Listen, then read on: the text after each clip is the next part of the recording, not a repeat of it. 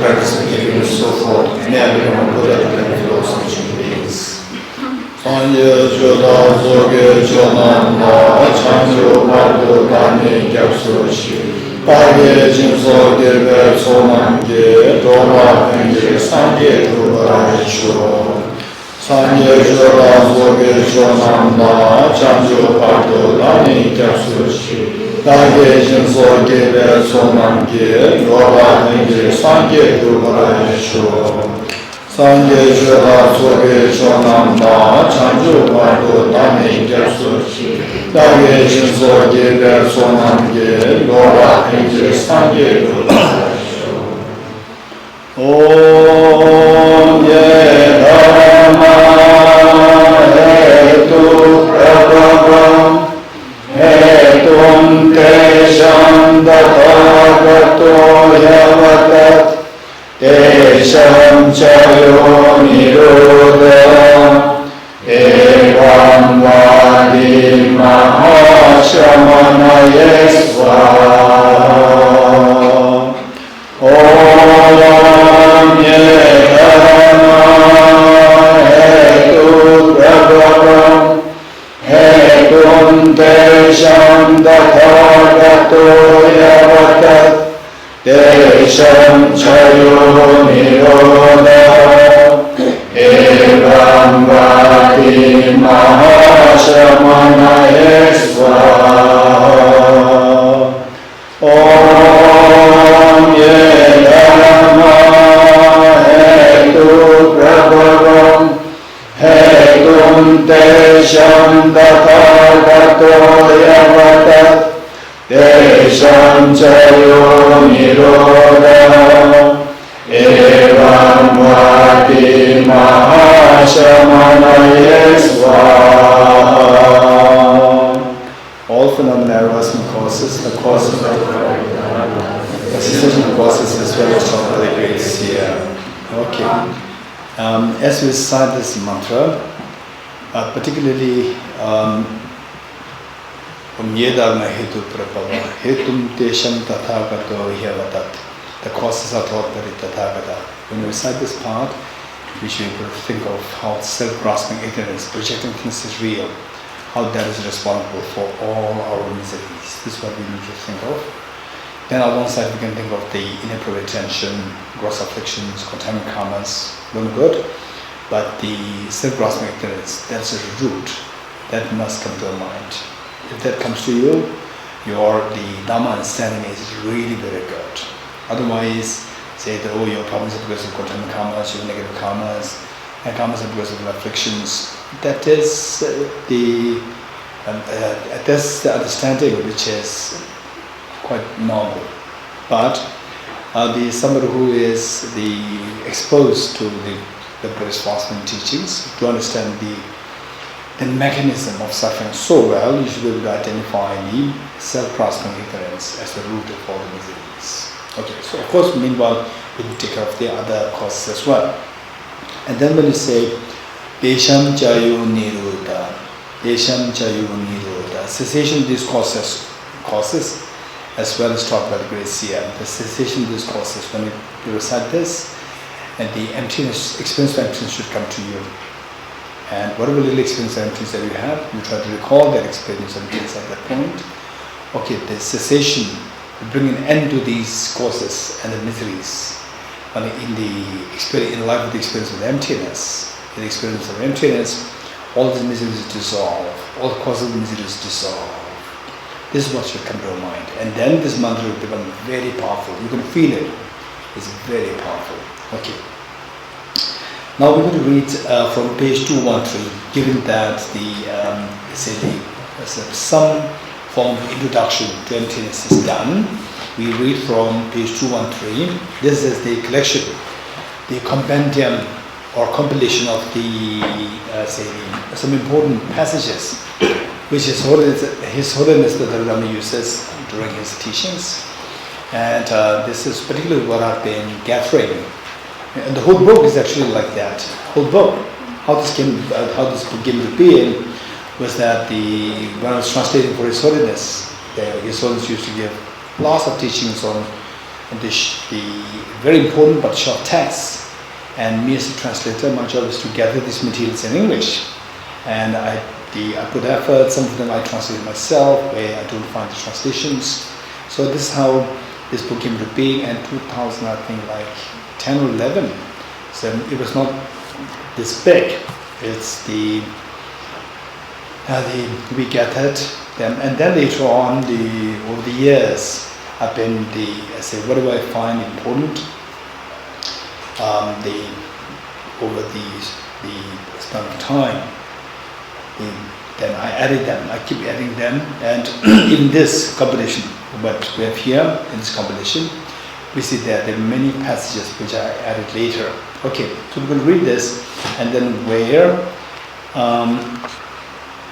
necessary, I will also do a little bit of explanations here and there. This is all related to emptiness. Are you ready?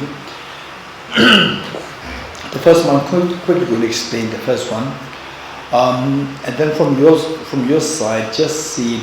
So, what is the core message of this? The first passage is that the Bodhicitta is comparing the two bodhisattvas. The bodhisattva who generated bodhicitta for the last many lifetimes, first bodhisattva, but lacking in the skill and means. Skill and means here referring to the wisdom of emptiness. So this bodhisattva generated bodhicitta, but did not have the wisdom of emptiness, and generated bodhicitta for the last many lifetimes. And on the other hand, there is the bodhisattva who newly generated bodhicitta, who freshly became bodhisattva, but the second bodhisattva is endowed with the wisdom of emptiness. So Bodhicitta is comparing the two bodhisattvas pertaining to the accumulation of merit. So Bodhicitta is the saying that the bodhisattva, although you have just freshly or you have newly become a bodhisattva, but if your, say, the virtues are complemented by the wisdom of emptiness, that merit far excels the whatever number of the merit, that amount of merit that one has accumulated as a bodhisattva, but without wisdom of emptiness for the last many lifetimes. So the core message with this is that if the virtues are complemented by the wisdom of emptiness, then your virtue becomes extremely intense, powerful, and very expansive. So the key lies, for example, is like somebody with a proper education on engineering, and then become a very sophisticated, one of the leading engineers in the world, versus somebody who is just an ordinary mechanic. This person works so hard for like 10 hours every day, and at the end of the month, you get, let's say, like $200, that's it. Whereas the leading engineer in the world, he or she just puts a signature and millions of dollars, billions of dollars turnover happens. So it's because of what's the difference? Where lies the difference? The one with intelligence. Where the intelligence is there, then whatever you do can become extremely effective and efficient. So this is what the Bodhicitta is teaching us, in a way indicating, or advising us that your virtues must be complemented by the wisdom of emptiness. Okay, let's read this. Gift of Youth, Ratna Sutra. Manjushri, whoever listens even with doubt to this teaching on emptiness, generates much greater merit than a bodhisattva who, lacking skill in means, practices the 6 perfections for 100,000 eons. This being so, what need is there to say anything about a person who listens to this teaching without doubt? What need is there to say anything about a person who imparts the scripture in writing, memorizes it, and also teaches it thoroughly and extensively to others? The treasure of the One Thus Gone Sutra. Any person who possesses all these 10 great known virtues enters into the teaching of the selflessness and has faith and conviction that all phenomena are from the beginning pure of true existence, does not go to bear rebirth. Chapter on Subduing Devil Sutra. If any bhikshu realizes that all phenomena are absolutely pacified, inherent existence, and at the beginning of the defilements is devoid of self-nature, will remove the guilt of having defilements and make unskillful defilements, thus deeming even the immeasurable negative is dysfunctional, let alone the secondary wrongs done associated with ethics and rituals. Adideva's 400 verses on the middle way. Those with less merit will not even have a doubt in this Dharma of ultimate reality. Should any doubt, inquiry ever arise in someone, it shatters himself into pieces. Acharya Dharma gives this comment to look at cognition. One is liberated through the view of emptiness. The rest of the meditations are for the sake of that. Bodhisattva Shantideva guided the Bodhisattva's way of life. All of these branches of practices were taught by the Buddha for the sake of wisdom. Therefore, those who wish to pacify suffering should generate this wisdom. Acharya Chandrakirti is entered in the middle way. Even as an ordinary being, when hearing about emptiness, if one experiences with an utter joy again and again, tears flow from such a pure joy washing one's eyes, and one's hand stares on end, one has received the professional full awakening. Upadedika Sutra. The various delightful flowers blossom, and sparkling supreme golden applause stands so alluring. For none of these is their creator. They are posited by the power of thought. It is through the conceptualization that the world is imputed. Okay, this verse, in fact, I personally, all my personal practices on emptiness, particularly on emptiness, meditating emptiness. So usually you have to keep these things as confidential, not to disclose our unmerited emptiness and merited bodhicitta. These have to be maintained confidential. But for you, why I'm sharing this is to tell you that there's something to be done, not just you study it and then leave it there. So once you study this, keep studying, engage in extensive studies, reflect on this, have discussions with other people, and whatever little understanding that you get, see how to put it in practice. So this is why I'm sharing with you. Otherwise, if you're all my classmates or my seniors, I will not talk about this at all, what I'm doing. This is my own business. And it is advised not to disclose what you're doing pertaining with our practice. So sometimes we become, very duchess, we make it very public that I practice this, I have this, yoga tantra, has yoga tantra empowerments, I have these asanas, just publicize. This is totally unwise. It says that if you make these things public, then your spiritual realizations will grow. This is going to be hampered greatly, because suddenly the ego arises within you that I'm doing something. The ego arises. The ego is the one which stops the growth of your spiritual realizations. So it hampers you. So therefore, what you do is to be kept confidential. Of course, to your teachers, you have to be very transparent. These are not the things that I'm doing. Just tell me, advise me whether what I'm doing is correct, not correct, to add, delete, whatever. You have to be transparent to your teachers. But otherwise, for other people, what practice do you do? What is your main deity? Who's your real guru? These are all just nonsense. And if somebody asks you like this is all nonsense. And if you publicize this, you are nonsense. So therefore, it's so important to keep these things confidential. And then why? Until in the early days, of course, I never talk about these things. But nowadays, I realize that. So in the early days, when I teach, most of the attendees, I myself must be in my 20s or 30s. And the participants, they are like 30s, 40s, they're older than me. So I don't really have to say anything. But now I realize that most of them, they're younger than me. I'm the oldest one. This is what I sense nowadays. So therefore, the thing is just to tell you that this is something to practice. So therefore, I'm sharing this. This verse, in Tibetan it is Naswahita. And this one, the various delightful flowers blossom. So what we learn is not just don't wait for somebody to tell you that this verse is this, you have to apply this in your meditation. No. So as you read these, well, for example, this book, the whole book is a treasure. It's a huge, big treasure that the people who are into Dharma for so long, particularly the English speakers, who have to rely on English. When they see the books, in the early versions, like the version 10 years ago, so those versions, which is very rudimentary, very simple, even those books, some of the people who depend on English for their Dharma practice, they say that this is a real treasure, for we have never seen such a book.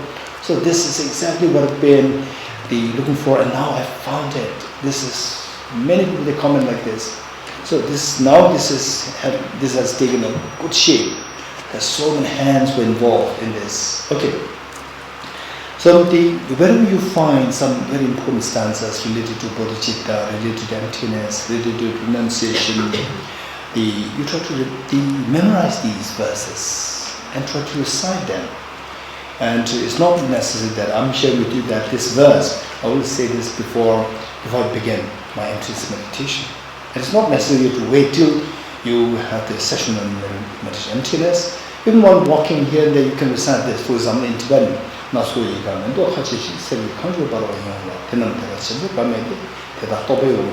a Tibetan version.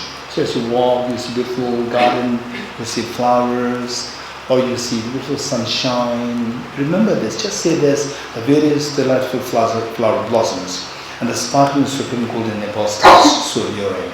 For none of these is their creator, it's just my mental imputation. Bunch of atoms, and my mind imputes a flower there, that's it.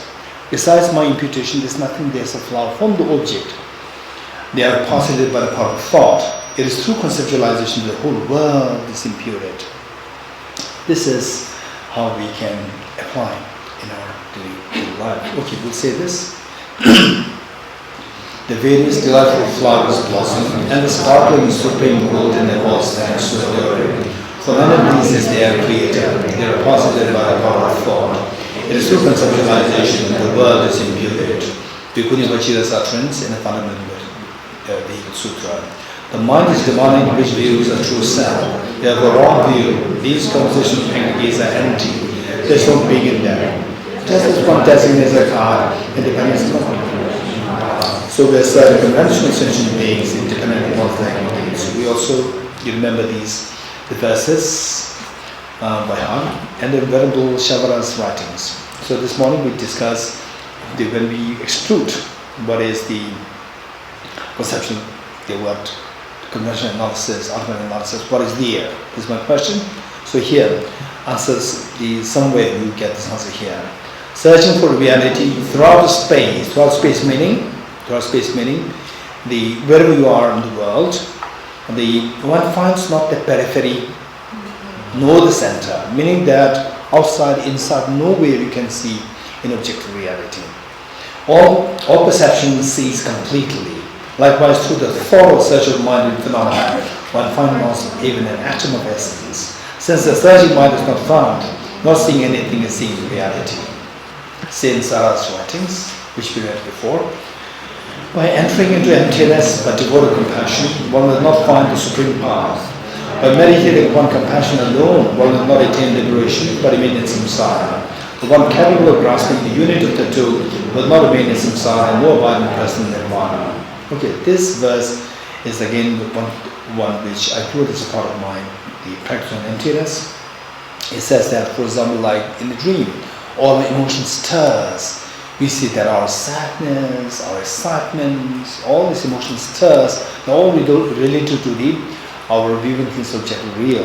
So it says that this is actually the Buddha himself taught it. Say that in a dream, say you are being, the fluctuated, you have a fluctuation of the emotions. Like for example here, just in a dream of a young girl, or a young boy, you meet the opposite gender. There's a tremendous excitement there. She met with a boy, or he met with a girl, and saw his or her death. So it's an initial meeting, there's tremendous excitement there, and then meeting, and in the peak of the excitement, and then you see that the person collapsed and died, and you see as well like the whole world has collapsed. So initially there's a tremendous excitement, and the next moment there's a tremendous collapse. Your whole life is shattered, as though like the life is totally meaningless, two extremes of the emotions. Joyous was she at the meeting, and in anguish at his death. This is what exactly happens in our life. Say meeting with your mother, and there's a tremendous, say for a small child, meeting with a mother, there's a tremendous joy there. And then the loss of the mother, acutely painful. So this happens. So this is how the world is. And joyous was she at a meeting, and in anguish at his death, view all phenomena as thus. See that everything's like a dream, all coming from a mind, When you don't know that they are coming from a mind, they're projected by my mind, your mind is being a servant to this fluctuation of the emotions. When you come to realize that this is all coming from my own projection, then the fluctuation of emotions stops and you get total control over emotions. Okay, let's read this together. Just as in the dream of a young girl, she met with a boy and saw his death. Joyous was she at the meeting, and in anguish at his death, view all phenomena thus. Seasonal karmas and afflictions is nirvana. Karmas and afflictions arise from conceptual thought. These arise from the mental elaboration of grasping true existence. Elaboration ceases while we need emptiness. Okay, the next verse is what you can use in actual meditation. See, this morning what we did is meditation on the emptiness of the what? This is a flower. We did on the flower. Flower. See, and you can do that in the emptiness of the self also. You can do the emptiness of somebody who you love so much or who you dislike so much, or any other thing which looks so appealing. You can meditate on emptiness of that. So for that, related to self, you can use this verse. Neither the aggregates, no different from the aggregates. The aggregates don't depend on him, nor is he dependent on them. The Tathagata does not possess the aggregates. What is the Tathagata? Okay, this I'll explain more tomorrow morning. Who's going to remind me? His hands? Okay, Pujala, Yangila, okay, Ravila. Okay, two of you are going to remind me tomorrow to explain this. Yeah, let's read the next. That which dependently originates is posited to them to be dependently existence. That being dependently designated, this is middle way. Since there is no phenomenon that is not dependently originated, therefore there is no phenomenon that is not empty. If the person is not earth, not water, not fire, not air, not space, not also consciousness, not all of them, there is the person out of those. So these two verses, and the last two, page 216, the last verse, which we will explain tomorrow, and these two verses, make sure that we remember these by heart, memorize them by heart, and you have to use them in your own meditation on emptiness. So, by subjecting self to ultimate analysis, you subject self to ultimate analysis, one of these will be 6 elements. Okay, let's read this once more. If the person is not earth, not water, not fire, not air, not space, not also consciousness, and not all of them, where is the person out of those? Just as a person is not truly existent because of being an aggregation of the 6 elements, each element also is not truly existent as the aggregation of their own constituents. Dharma Samgiti Sutra. Form appears as a mass of form. Feelings resemble bubbles in water. And discrimination is like a mirage. Mental formations are like pendant trees. Consciousness is like a magical illusion. So taught Surimitra. Surimitra meaning the Buddha. Next. Nagarjuna's commentary on the awakening mind. This verse is to check whether we have understood emptiness properly. So it says that as you understand the emptiness deepens, say you think that you are getting emptiness, and on the other hand there's a conventional world. If you tend to deny the conventional or reject the conventional world, you denigrate the conventional world, which means you are falling into nihilism. Whereas you understand the emptiness deepens and you are, say, the respect for the law of karma increases. Your respect for the conventional operation of the world increases. That's a mark of you're having understood emptiness. In other words, understanding emptiness and respect for the conventional world, these two should happen, these two should complement each other. If that happens, you are on the proper track. If that doesn't happen, you are falling into nihilism. Okay, let's read this. Those who understand this emptiness of phenomena, yet also conform to the law of karma and its results. There is no amazing than amazing, there is no wondrous than wondrous. Harideva's founded verses on middle way. When dependent arising is seen, ignorance does not occur. Thus to all efforts try to find this subject. His Holiness the Dalai Lama's Rain Shower Fields, a song for mindfulness as a guide to the view of the middle way by the 7th Dalai Lama. This is very important. Okay, the first one is that just imagine that you are at the crossroads of the 6 roads crossing each other, 6 roads, at the center of the crossroad. And what you see so many things. Crossroads means a very busy place. There you feel so many things, people, different kinds, cars, different kinds, people, some honking, right, and some cutting, different cars. And the seven Dhalam describes as like a hazy, dualistic, the illusion, dualistic, magical show. Magical show means it appears in one way, but it's empty, it's hollow there. So whatever I'm seeing, they're all like a magical show. And what are the six crossroads? Six crossroads to keep you busy, to say everything is so busy around. Your eyes, ears, nose, tongue, body. 5 plus your mental, 6. These are 6 roads which keep us so busy. We see things, we hear things, we taste the chocolate, and then hear the music, and okay, now the cool air, and I'm mentally thinking about, this, what is going to be the next dinner, right? So all our mind is so busy, all the 5 senses, and the mental contact, all so busy in the night, in the daytime, in the class, outside class, in the morning, again I have to get up, right? It's terrible. 5 o'clock, the bell gone. Why not they hit it only at 5:45? Why at 5 o'clock? Disturb on the sleep, right? So this is all what's going in our mind. So this is like being in a very hazy, dualistic, magical show.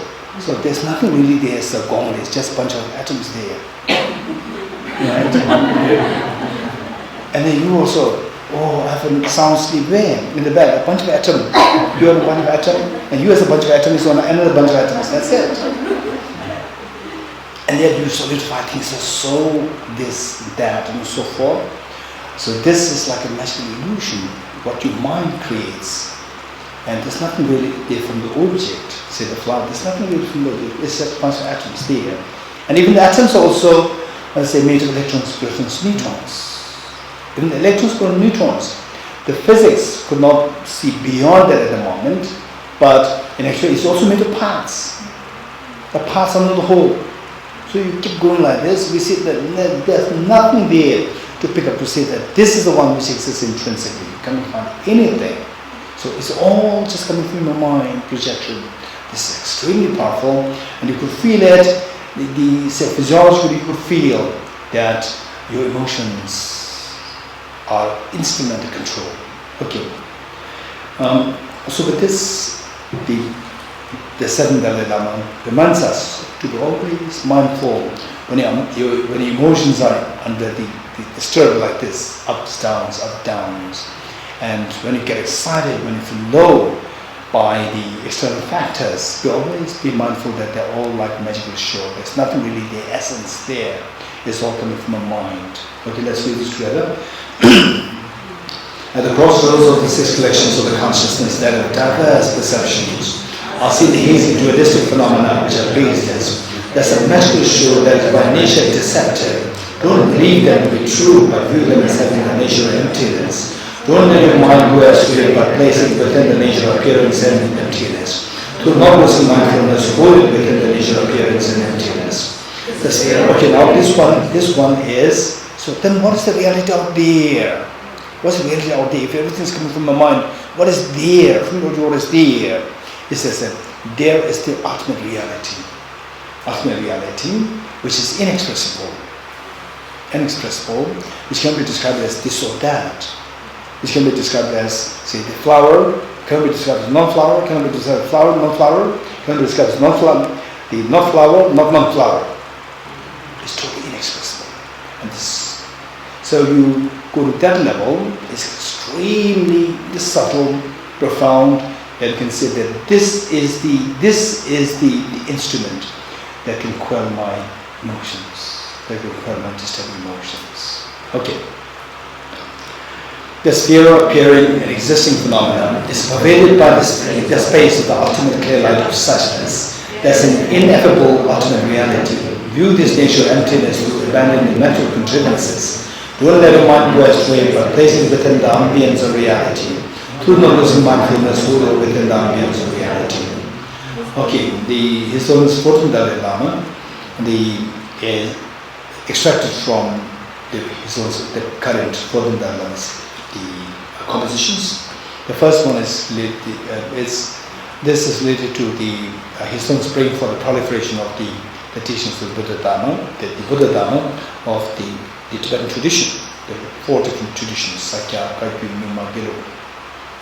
This is related to the one from the Kagyu, which I found very powerful, and I picked this up and added here.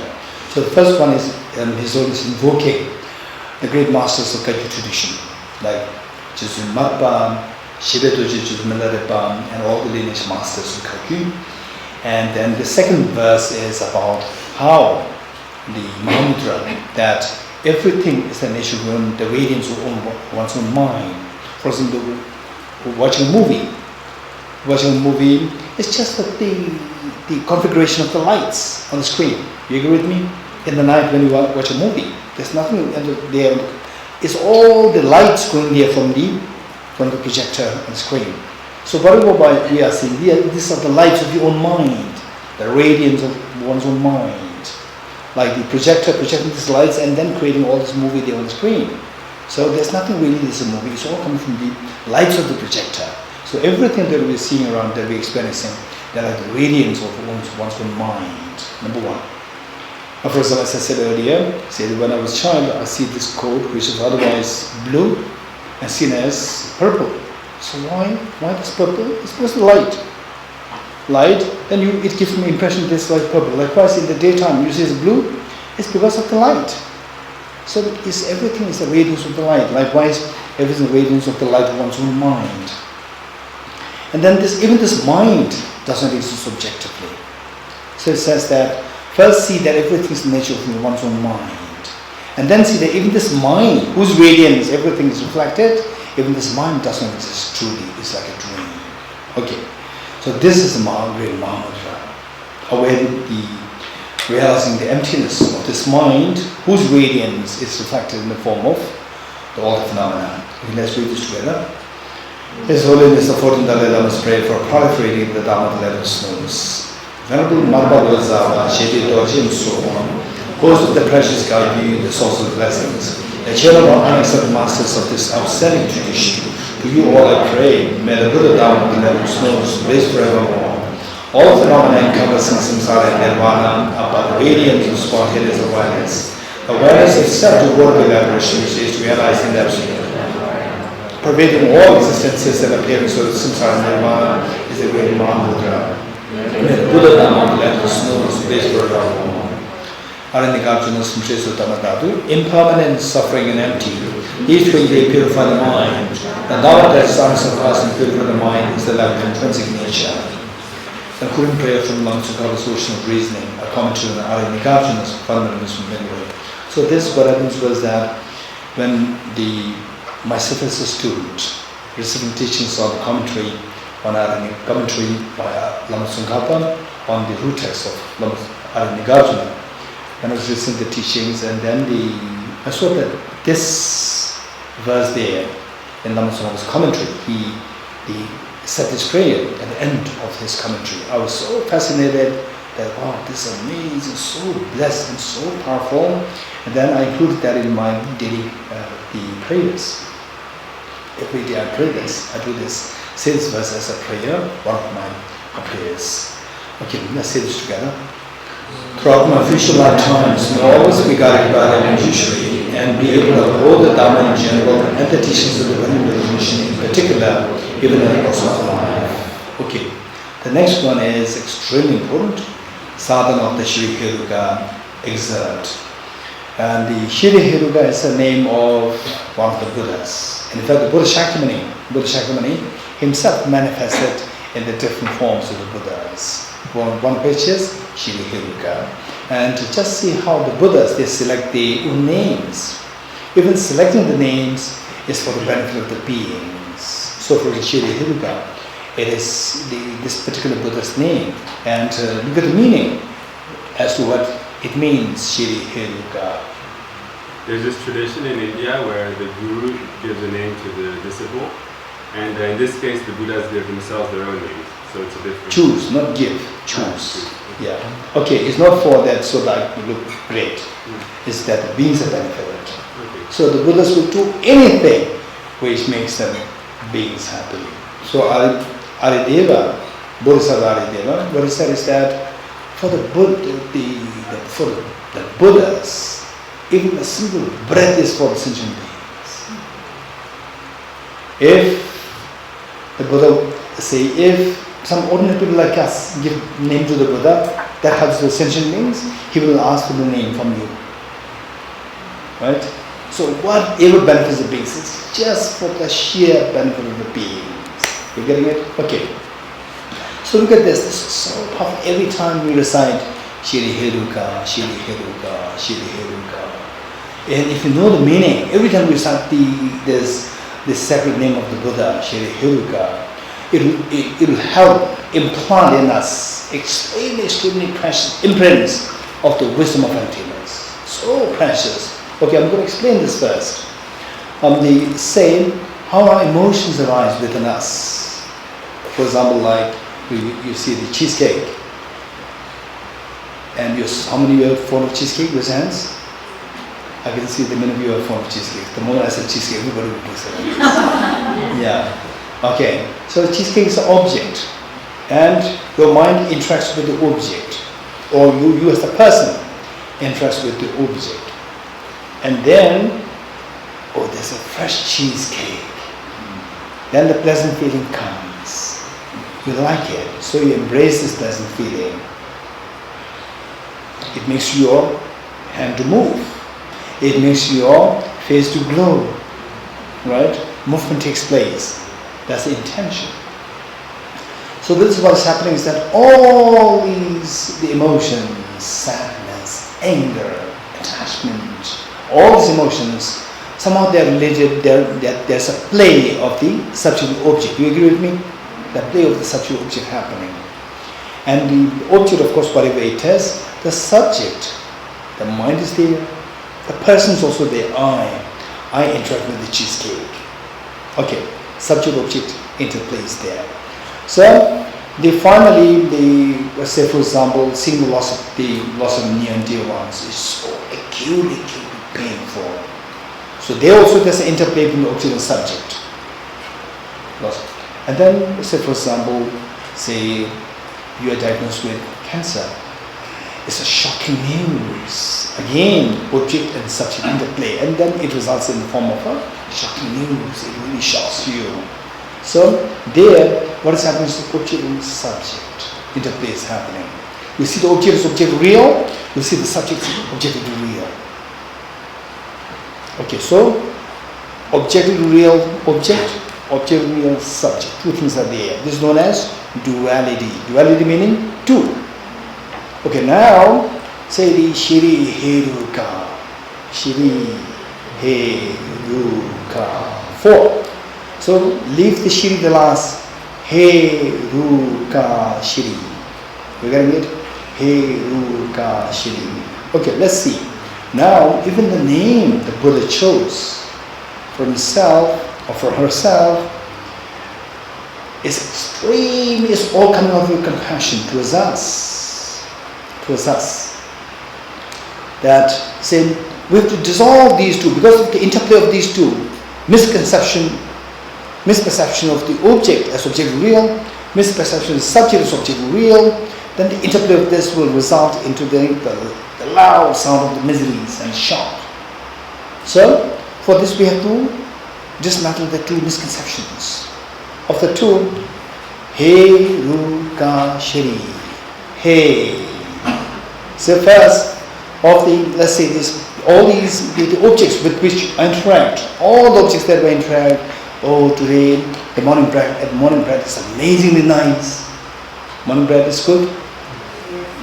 That's extremely good. Right? Extremely good. Okay. So the morning bread. Even the morning bread is nothing but the radiance of my own mind. It's a bunch of atoms. Atoms which made this bread and the atoms which makes the rock. There's no difference. Particularly electrons, protons, neutrons. On that level, there's no difference at all. So, but one collection of the electron spinning neutrons, my mind, it appears as the very delicious bread. It's nothing. My mind is creating it. My mind radiates in the form of this bread. My mind radiates in the form of COVID-19. My mind radiates in the form of now the sun disappeared. In the daytime, my mind radiates in the form of a very beautiful sunshine. So there we see that everything is nothing but the radiance of my mind. Now the objects are represented by this mind. And then whose mind? My mind. So I as the person interacts with all the objects, the display of this mind. So the mind represents all the other objects with which I interact with. You getting it? So all the other phenomena, who interacts? I interact, the person. And all the phenomena with which this person interacts, we call them as phenomena. So this phenomena is seen as of selfhood, the nature of the selfhood, objective real. And a person who interacts with this phenomena is also seen as objective real of the nature of selfhood. So this is a problem. Two misconceptions are happening. So with this, we need to see the selflessness of the phenomena, emptiness of phenomena, with which the person interacts, and the emptiness of the person, selflessness of person. So selflessness of person and selflessness of phenomena. It's for this reason the Buddha taught the selflessness transformed into selflessness of person who interacts with the phenomena, and selflessness of phenomena which the person interacts. The two. So there when the misconception happens, misperception of the two things happen, then all agitation, anger, sadness, lamentation, all these arise. So they say with the two things, hey, Ruga, Shri, hey.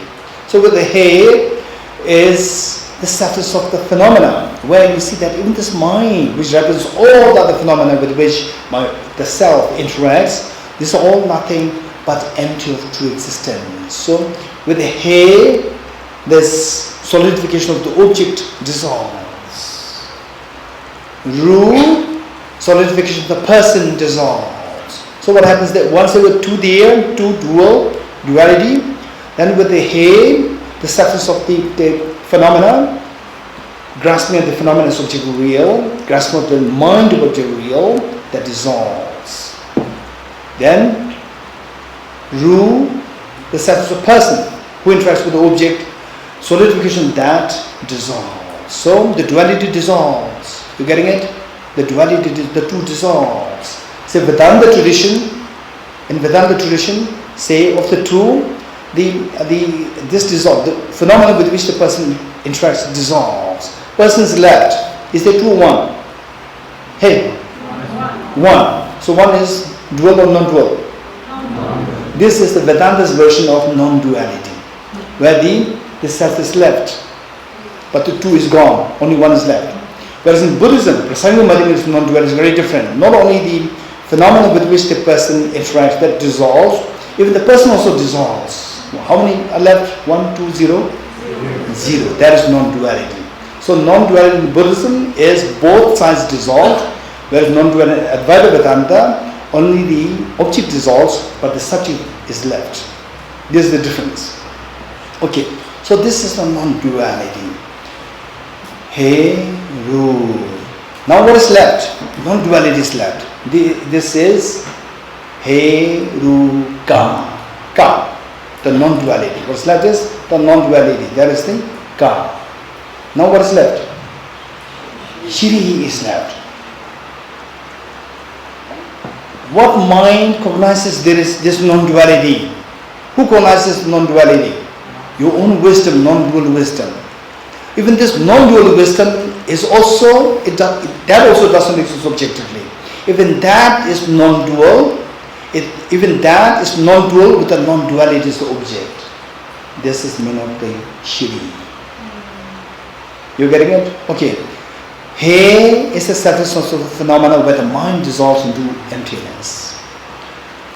Ru is the status of person that dissolves into emptiness. What is left? Non-duality is left. That is the Ka. Then what cognizes this non-duality? The non-dual wisdom cognizes, your non-dual wisdom cognizes it. Your non-dual wisdom is also non-dual with the non-dual as an object. That's the meaning of the Shiri. You're getting it?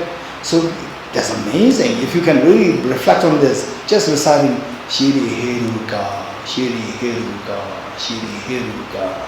And if the meaning is reflected, then your mind can really be elevated to such a height of experience of emptiness, where your mental defilements can be removed drastically. It's so powerful. Okay. So the Tibetan version of this is Shiri Heruka, Shiri Heruka, Shiri Heruka. Heni kungu chunasu yuwe sem te yu tanyu yu tabashe tomo chubu dame bata. Dune basa yu dadu zina nandu chagu yu dada chiga basa yu dame bata. Ka ni te kona yu je ni mi tu soso yu su mene bata. Shiri ni yu tongba yu chita wa deshin yu jesu shuba yu su mene shini. Ewa mu tu na. This is the Tibetan version. So you can, those of you who know Tibetan, you can learn this in Tibetan, memorize this, and recite this wherever you get a chance to go here and there. In the forest you go there, you recite this for all the insects, the spirits, the hungry goats there, you recite this for them. And otherwise also you recite for all the human beings, everyone in Thosamling, everyone in the world, in the universe, you recite this. And how many people are now suffering in Iran? How many people suffering in Ukraine? How many people suffering in Sri Lanka? And how many people suffering on the border tensions are everywhere in the world? Just recite this for everyone there by recalling the meanings of these. Okay, let's say this together. Shiri Heruka, Shiri Heruka, Shiri Heruka. He is the selflessness of phenomena, the emptiness of the mind which is the source of everything, as it is impurity of the laws of nature. Who is the selfless of person, the emptiness of self that is created by the replicable conceptual thought that rises up with the self of person. Ka is the ultimate reality, the absence of the dissonant duality of the subject object. Shiri is the non-dual exalted wisdom that abides in congruence with the emptiness of the object. This is the meaning of the Eva.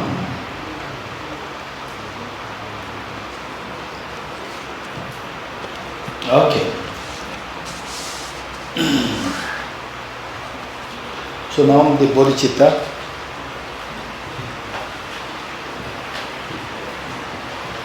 Okay, so in the first place, the Bodhicitta. Bodhicitta, of course, we talk about the Bodhicitta, the two kinds of Bodhicitta. One is known as conventional Bodhicitta.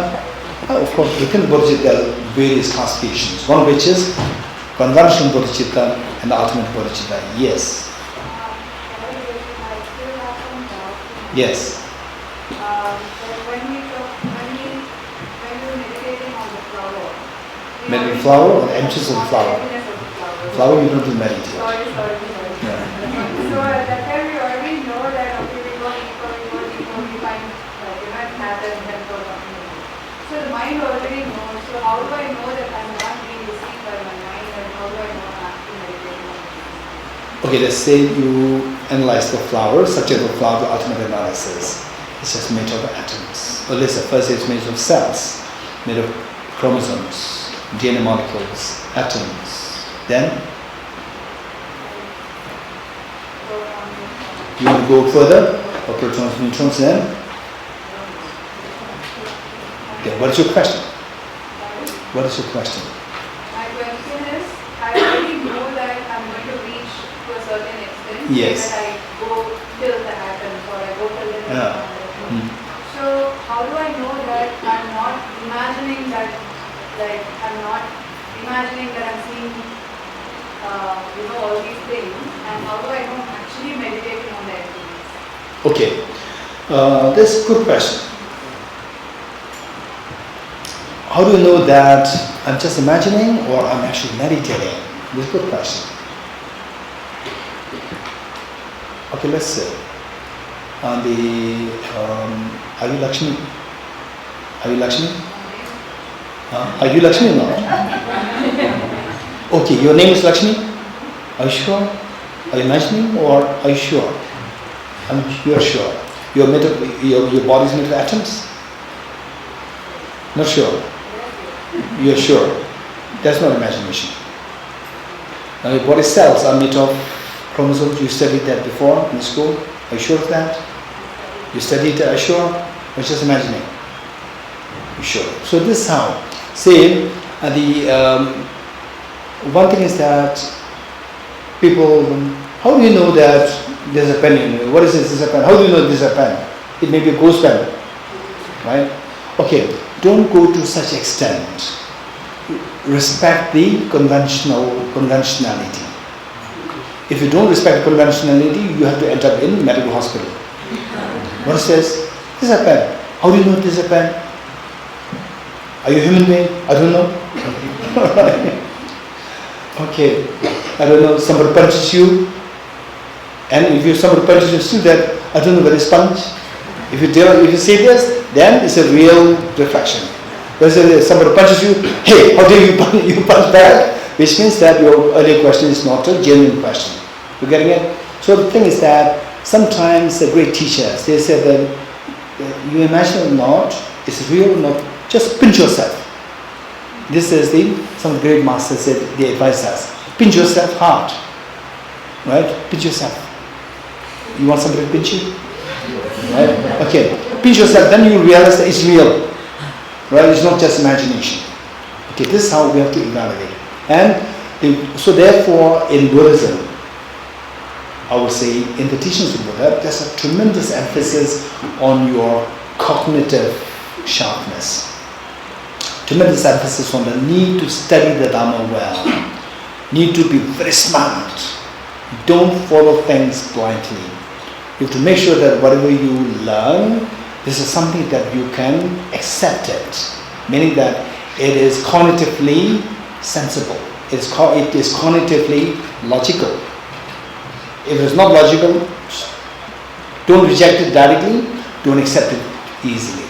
Right? So this is so important. So the point is that we have to know, therefore the knowledge is so important, not just imagination. If you could remember, when we talk about emptiness, I said that this is the discovery which the Buddha made. This is not what the Buddha invented. I made this very clear. Right? You can invent ideas, but these are not the discoveries.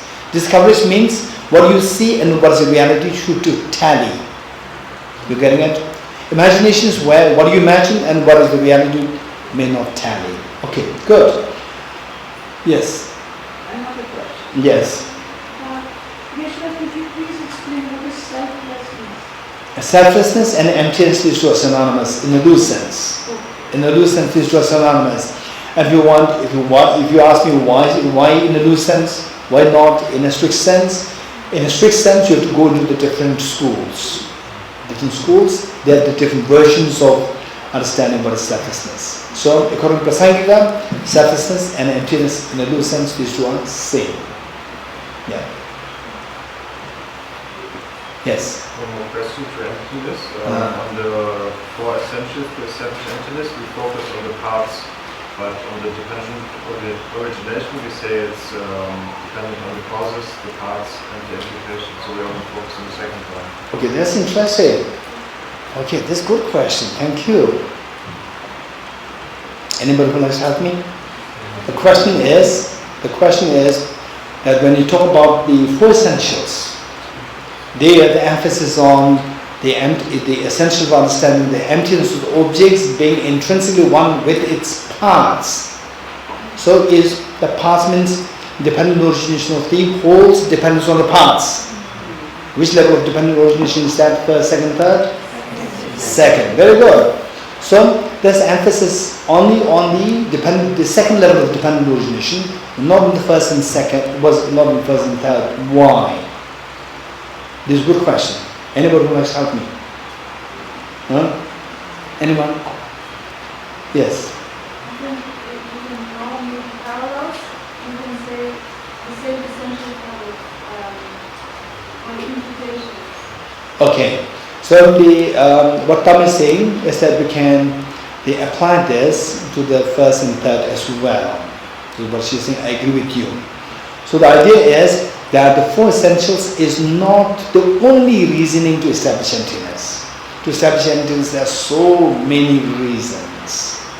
So many reasons are there. One of which is that the flower is empty of objective existence, or the I, the person, is empty of objective existence? Because he or she is dependent originated. Finished. The reasoning, as simple as that. So, dependent origination, the reasoning of dependent origination is respected as the king of that reasoning to establish emptiness. Because in all these, dependent origination is coming into play. For example, that it's not one with its parts. It's not intrinsically one with its parts, which means that it comes into existence by dependence on the parts. Dependence on parts, so the parts cannot be the dependee. Parts cannot be the flower, but it's cannot be the self. It depends on the self. So just say the self does not exist objectively because he is dependent originated, because she is dependent originated. As simple as that. There are so many reasonings. It's not necessary that one reasoning should cover all the level of dependent origination. It depends on you. You can say that, for example, so the flower does not exist objectively because it depends on causes, conditions. That's also fine. The flower does not exist objectively because it's coming to being by depends on your mental imputation. Yeah, good question. Thank you. Okay, so now Bodhicitta. Okay, first of all, what is Bodhicitta? Bodhicitta is the primary mind. I'm putting it technically as well. It's a primary mind which wishes to become Buddha for the benefit of all sentient beings. There's a primary mind. There's a primary mind which wishes to become Buddha for the benefit of all sentient beings. And this definition is got to find in Arimatriya's text, Abhisamaya Alankara, Ornament of Clear Realization. This definition is what you find in Arimatriya's text, Ornament of Clear Realization. Arimatriya, Ornament of Clear Realization. Okay, a primary mind, Bodhicitta is a primary mind which wishes to become Buddha for the benefit of all sentient beings. In Tibetan, Semgye Bani Shindush Yamba Zobe Chandu. These are two lines from Arimatriya's text. Semgye Bani Shindush Yamba Zobe Chandu. Okay. A primary mind which wishes to become Buddha for the benefit of all sentient beings. So some of you may be wondering, why primary mind? Why this word primary? Right? Okay. Let me explain this here. Your mind is more related to Buddhist psychology, study of Buddhist psychology.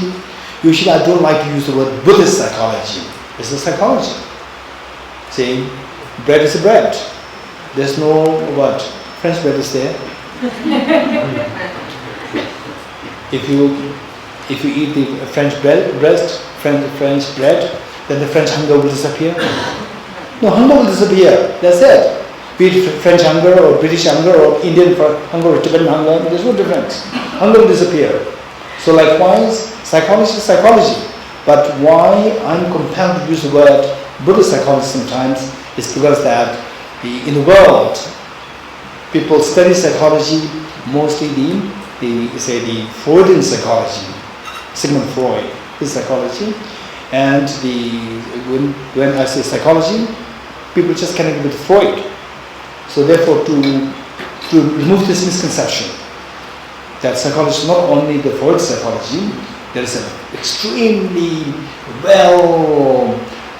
drafted, well-formulated, the refined Buddhist psychology. Psychology there taught by the great Buddha himself and the Indian masters.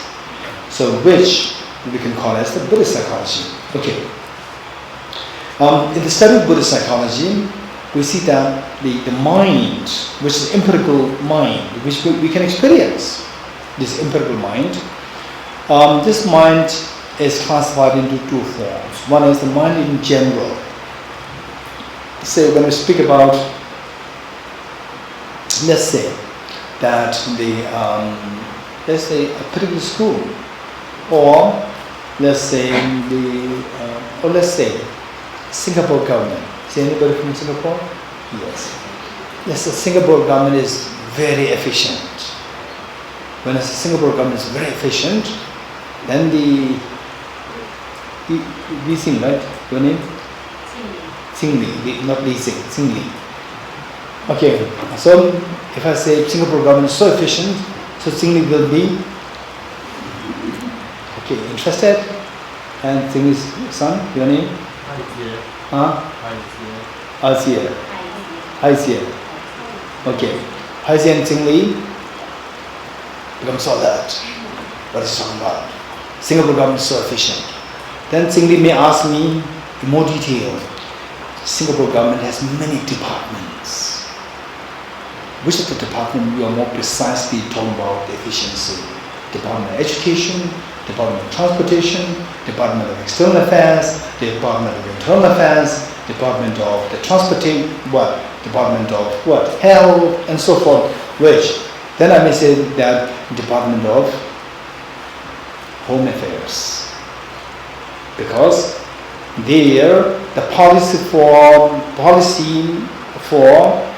the government to make sure that everybody has a house to live is amazing.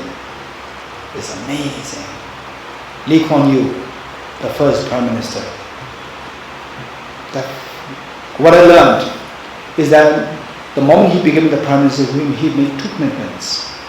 He said, I promise that every citizen of Singapore has a shelter to live under, number one. It's amazing. It's a very practical thing. Number two, I'll make sure that every citizen of Singapore has a work to earn a living. Two promises. It's amazing. Really, when I think about this, wow, these must be the great Bodhisattvas. The people who become the leader, who fight to become the leader, to help the people, to make sure that the people are taken care of, not to extract money from the people. This is amazing. Amazing. Okay, so if I say that, okay, when I say that, the Singapore government is so efficient, most of us will be, it must be efficient. That's it. Whereas if somebody from Singapore who knows Singapore so well, so closely, will ask which department you are talking about. There are so many departments. You're getting it? So likewise, when you say that my mind is, I'm feeling good today. My mind is feeling good today. Your mind has so many departments, right? Your department of intelligence, department of meditation, department of creating problems to the community, right? Department of abusing others. Which department you are talking about that you feeling good about? Which department? So some people, the department of meditation is terrible. The moment they sit like this, some people, the department of mathematics is terrible. 2 plus 4 plus 2, they say 23. It's terrible. Department of mathematical calculus is terrible. So we see that when you say the mind, I feel good today. Which department of the mind? So tell me, they say various departments in the government. On what basis the departments are created? Anybody?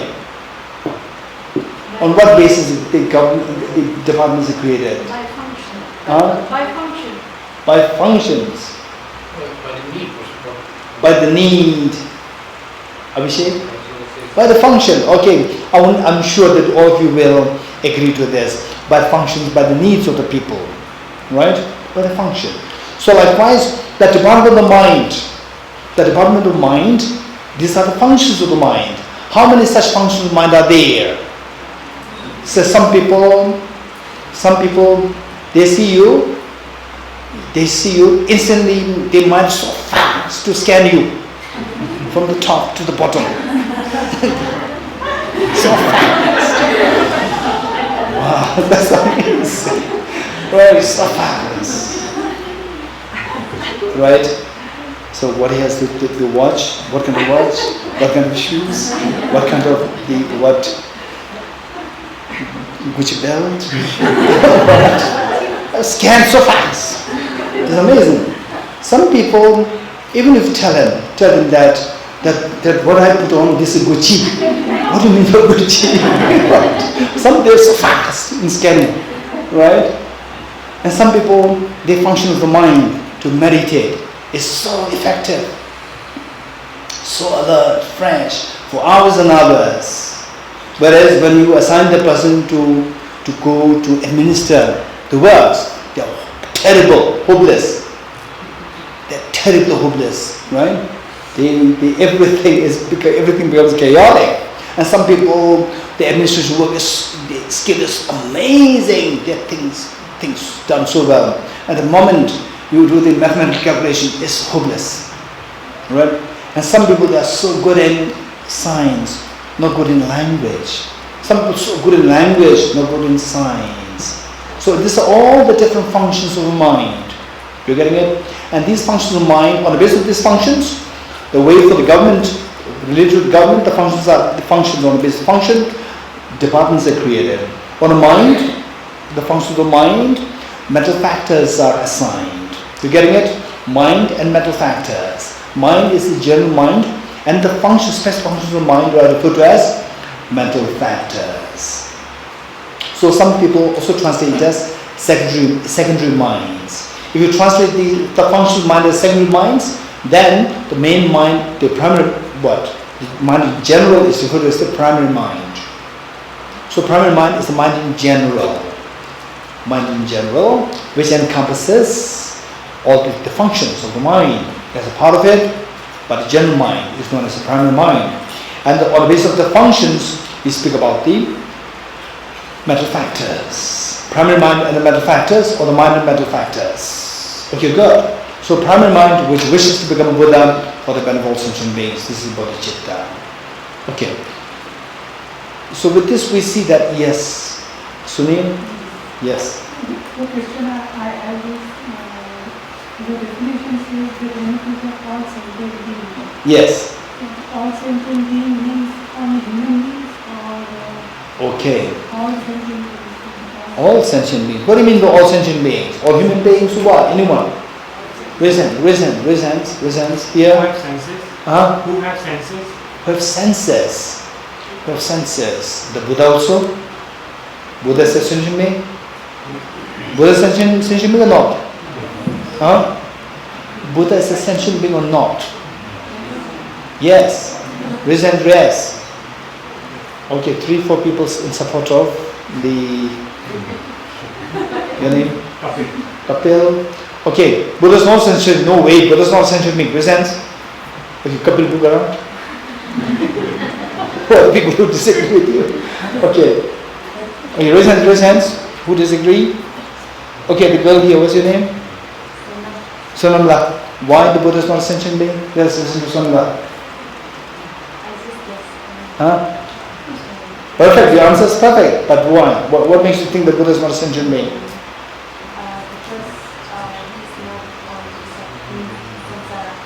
Okay. Sentient being has a connotation of not fully enlightened. You getting it? Sentient being has a connotation which is not fully enlightened. Like people like us in samsara, these are sentient beings. Buddha is the one who has transcended all these limitations. Right? The one with the limitations is known as sentient being. One without limitations is known as the Buddha. So Buddha is no sentient beings. Yes. Can I also say that those beings can always go through birth and death? Those beings who always go through birth and death. This is sentient being. Okay, anybody who agrees with Kaya? You agree? Who does not agree with this? Who does not agree with this? That the beings who go in round, birth, death, this is known as the sentient being. Those who do not agree, raise hands. Those who do not agree with this, raise hands.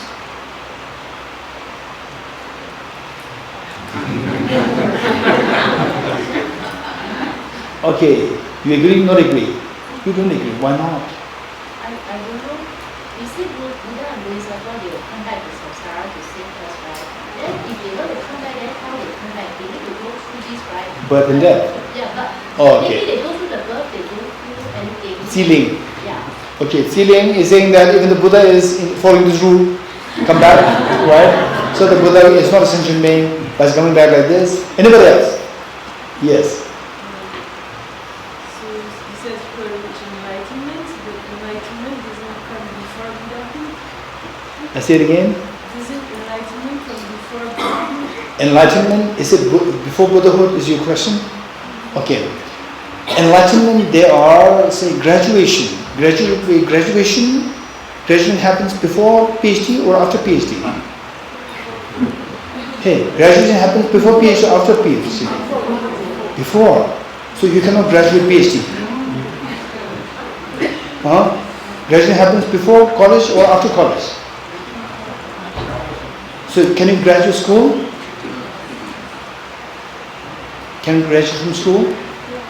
Can you graduate from the college, university, PhD? You can complete PhD, right? Okay. In other words, enlightenment. There are various levels of enlightenment. Some just attain fearlessness, remove the afflictive obscurations. There's also one enlightenment. This is partial enlightenment. Nirvana is a partial enlightenment, where you attain the what? You remove the cognitive obscurations. That is full enlightenment. You getting it? So Buddhahood is the full enlightenment. Before attaining Buddhahood, you have to attain Nirvana. You have to attain Nirvana according to the Prasangika. Okay, I don't want to confuse things. Say before Buddhahood, you have to attain Nirvana, which means you have to attain the partial enlightenment before the full enlightenment. Okay. Anyone else who disagree with what Kyle said? Sentient being is somebody who goes through this birth and death, birth and the round of the birth and death, birth and death. Anyone who disagrees? 1, 2, 3. Okay. Let me say, Philip, what do you disagree? I would say if you have a mind, listen to me. If you have a mind. Okay, if you have a mind, which means Buddha is a sentient being. Okay, so what we said is Buddha is not a sentient being. This is the constitution. This is the basic constitution. You cannot transgress it. Buddha is not a sentient being. Okay, one there. Philip? Michael, yes. I'm not sure it's like an Arya Bodhisattva. They're reborn to come back. Bodhisattvas will come back, yes. So, the Arya Bodhisattva, these are not sentient beings. All the Bodhisattvas are sentient beings. Again, another constitution, part of constitution, clause in the constitution. All Bodhisattvas are sentient beings. The Buddhas are not sentient beings. Okay, anyone else? I'm quite surprised. No answer. Okay, Rachel. It's just some color maybe, like something, one of the gold realms or one of those other realms. Do they sense that? Do they sense what? Well, anything. Are their sense? Of course. They do. Cognitive is very active. Anyone else? Ninjala. Someone who attains enlightenment with arhanship, not practitioner attains arhanship, not necessarily become back after Okay. Okay. Which means are they the sentient beings or not? Who attain arhatship? They will not come back. They will not go into this loop of birth, death, but they are still sentient beings. Are this what you're saying? Say yes. Then I will say, okay, this is the correct answer. Say arhats, meaning those who attain the partial liberation, partial enlightenment, who remove the afflictive obscurations. These beings, they attain nirvana. Nirvana means freedom from this loop. Freedom from the loop. But they are still not Buddhas. They still have the cognitive obscurations. You're getting it? So from this, what we will learn is, who brought this up? This Sunil, thank you for bringing this up. We have to learn few technical, and I would be very unhappy if the answers don't come from this group. That, what do you understand by sentient being? Anyone? Anyone? Yes. Dwelling in samsara. Beings were in samsara. Hansla? Sentient beings would be within samsara, all the beings that are in samsara. All the beings within samsara. In other words, same answer. Within the universe, there is also. Universe is a samsara or not?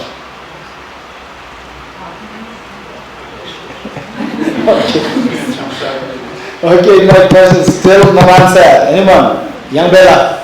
Okay, let's listen to Young Bella. Please rescue me. That's far more satisfied. Okay, did you hear what Young Bella said? Yes. What did he say? Sentient beings as opposed to the Buddhas. Meaning that all those who are not Buddhas are sentient beings. You getting it? Don't forget it.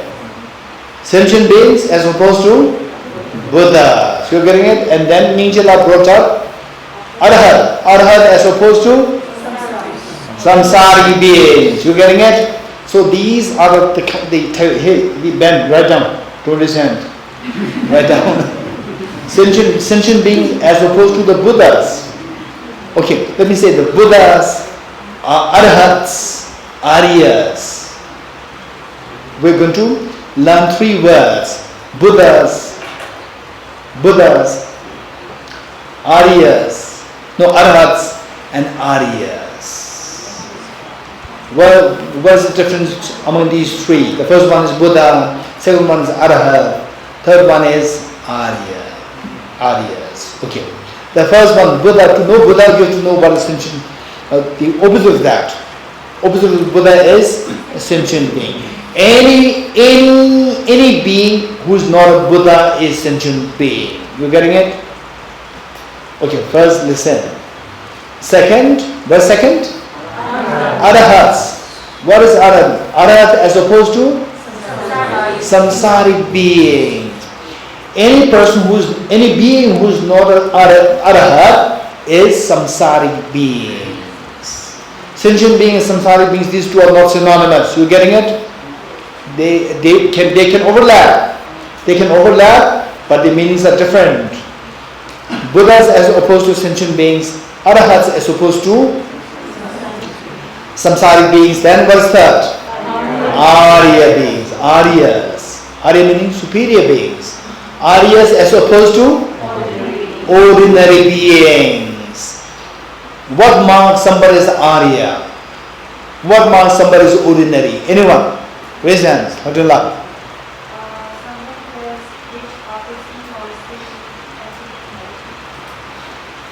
Chinzumla.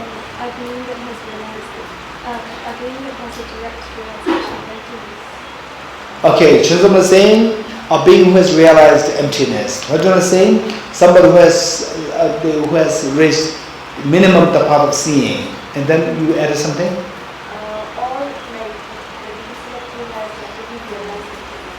Who has? No, the Chinzum did not say that you realize emptiness. They have a nice ear. What did you say? Directly, you added now or before? Are you sure? Okay, I have to fix my ear. Okay.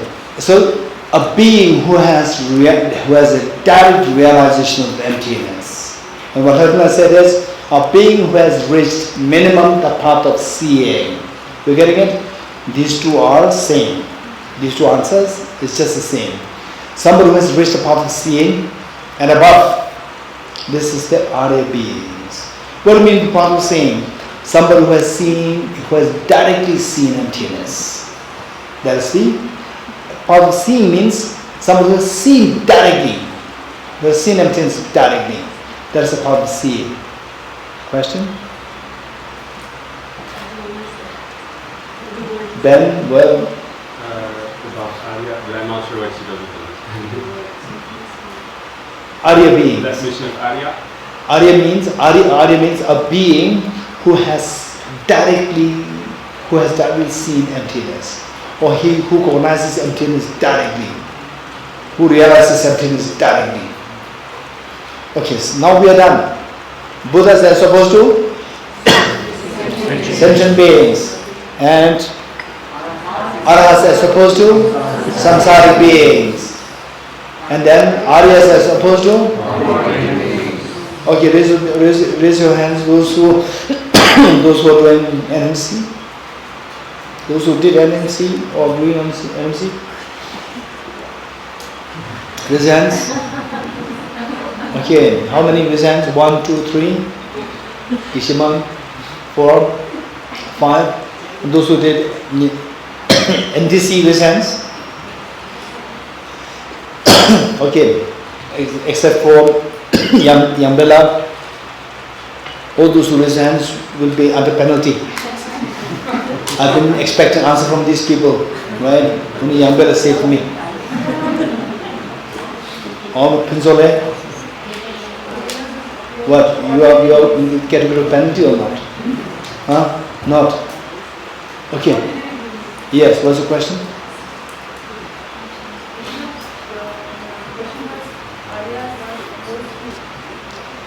Aryas as opposed to ordinary beings. What do you mean by ordinary beings? Somebody who is yet to realize emptiness directly. Yes. When you say directly see emptiness, doesn't mean that this person see everything as atom. Okay, atom is not emptiness. Atom is not emptiness. Atom is emptiness or not? Why not? Pablo, why not? Let's listen to Pablo. Because it's not the ultimate analysis. You can do more analysis. You can go into smaller pieces or parts. Okay, where's Maria? Where's Maria? Okay, Maria, why do you think the seeing emptiness not empty? No, atoms are not emptiness. Why not?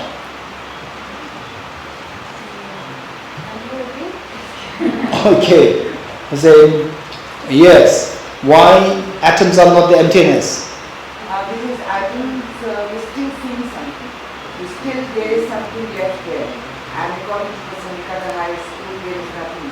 So it's mere absence. Okay, now you have already studied emptiness minimum for the last 3-4 days. I expect more structured answer. Raise hands, raise hands, raise hands, raise hands, raise hands. Oh no hands coming up. Okay. The Tudent Nizla. Which one? Emptiness. Thank you. This is what I'm expecting. This is what we learn. Atoms are positive phenomena and emptiness should necessarily be negative phenomena, particularly non-affirming negative. This is what I'm expecting. You're getting it? So we have to know the technicalities. We have to know the technicalities.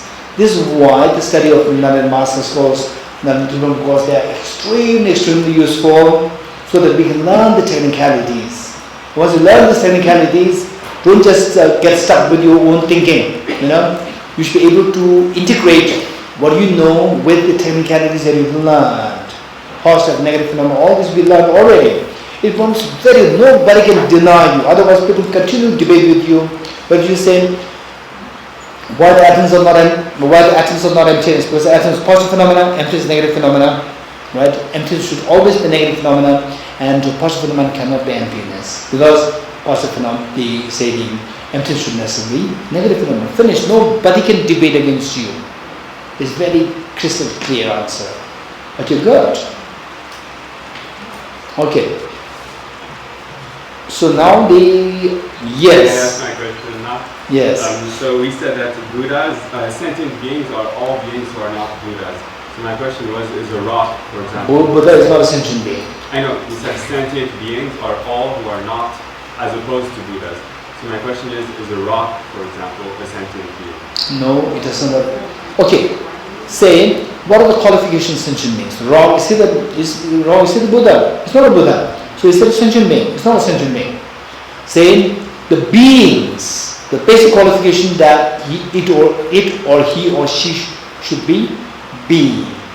A being, meaning somebody who has a mind.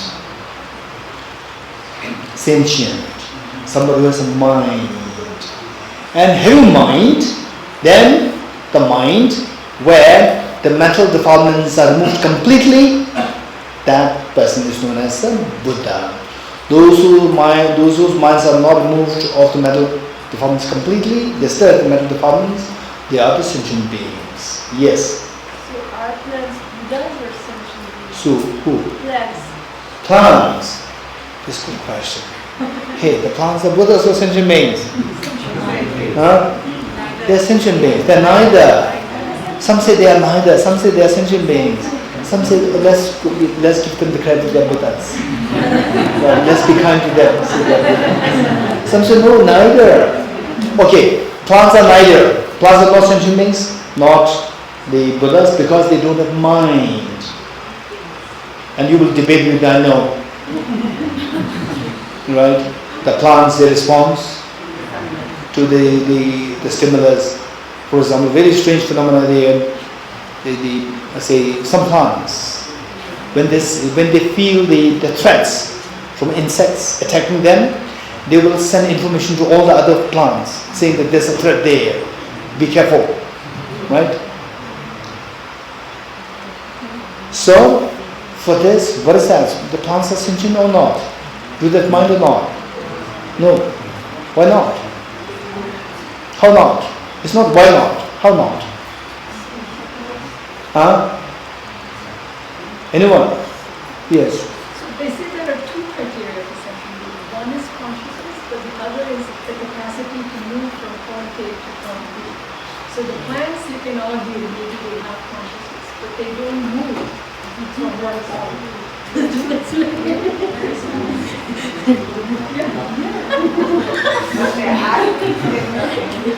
Okay, this is classification of the what? Sentient being or sentient being. Sentient beings. So Buddhas are sentient beings. They can move from one to the other.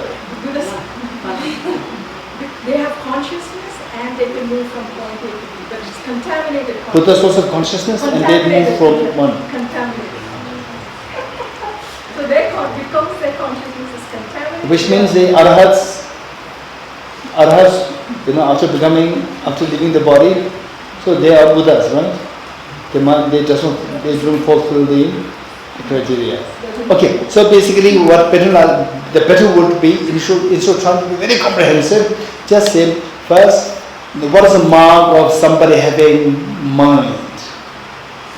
Somebody being a sentient. Sentient and sentient being we can differentiate. Somebody who has a mind. Somebody who has a mind should be that somebody who can move from one place to the other place voluntarily. You getting it? So, animals are sentient beings, no doubt. No doubt. So I thought I heard this story about Buddha being a tree and like there was such Be the Buddha tree. Yeah. Okay. So, yes. There are some very interesting stories there. But there's a little tree, it gives shelters to the people. Very poetic. What is poetic? Don't take it too literally. It's for small children, not for the elders. Right? So when you are age 2 or 3, right? When you are age 2 or 3, when you start to speak, you say A for apple, the parents will be very happy. Good, right? When you are already age 10, 12, still A for apple, then you will be very upset. Then you already reach age 20, still you say A for apple. It's a disaster. You're getting it? For small children, Buddha is a tree, Buddha is a flower, it gives you happiness. It's for small children, right? Don't take it too literally. Tell me, Dinzala.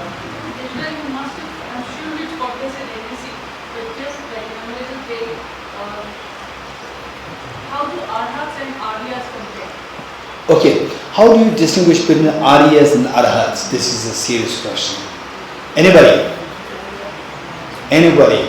Okay, let us do one thing. Let us make things even clearer. So we already made things clear to some extent. Buddhas as opposed to sentient beings. Arhats as opposed to samsaric beings. Aryas as opposed to ordinary beings. So now let us be more precise. How do you demarcate between Buddha, Arhats and the Aryas? So then you will see the difference between Arhats and Aryas. Anyone? Yes. Arhat is a being that has completed the beginning of the path. Say it again. Arhat is a being that is on the Hinayana path. Arhats. So Buddha is in the Hinayana path. Buddha is the best of the Arhat. supreme of the Arhat. Anybody else? Anyone else? Namsala.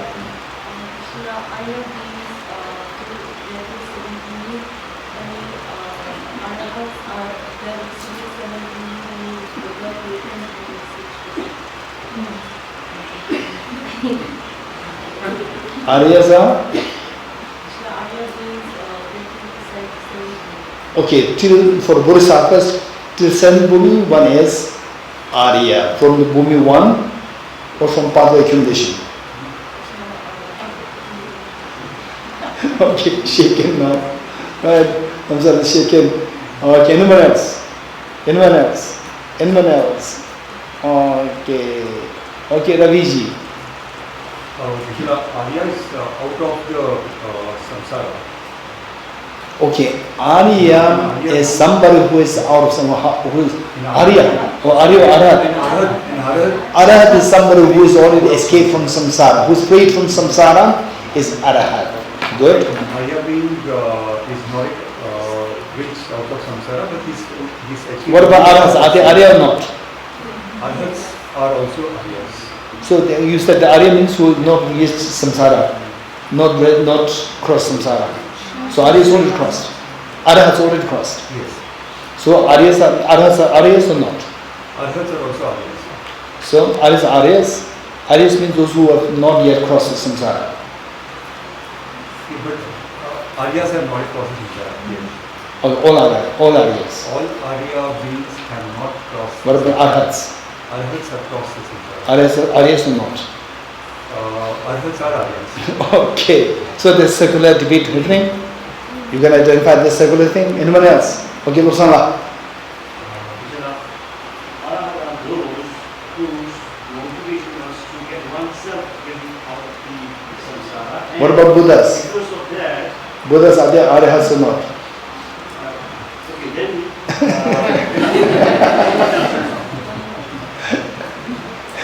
Arhat must not yet get rid of the cognitive obscuration. So Buddhas are not Arhats. Buddhas remove the cognitive obscuration. Okay, now look. Let's work on this. To make this is a very important point. Say, what we learned is that that our job is to discover this Buddha nature, to unravel this Buddha nature fully. For that matter, what should we do? Hey.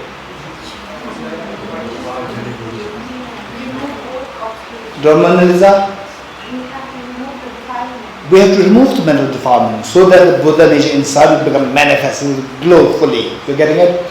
So now let us make the distinction between the Aryas, Arhats and Buddha on the basis of what degree of mental defilements one has removed. Okay, on that level, from that point of view, we try to explain what is Arhat, what is Arya, and what is Buddhahood.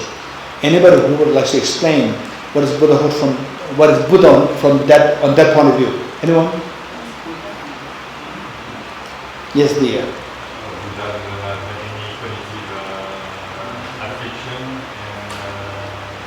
and he doesn't have any seeds anymore of afflictions, nor imprints. Okay, now I expect technical answers. I know what you are saying, but I want the things to be technically put forth. Anyone? Raise hands. Okay. Yangila?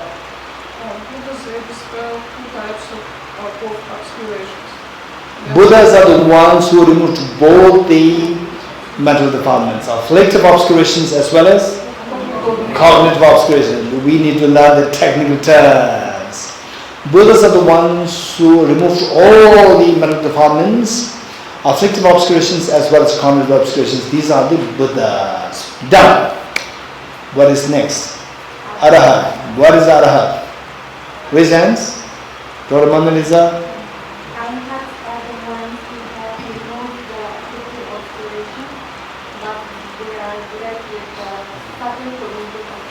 Arhats are the ones who remove the afflictive obscurations, but they are still left with the cognitive obscurations. Oh, you agree?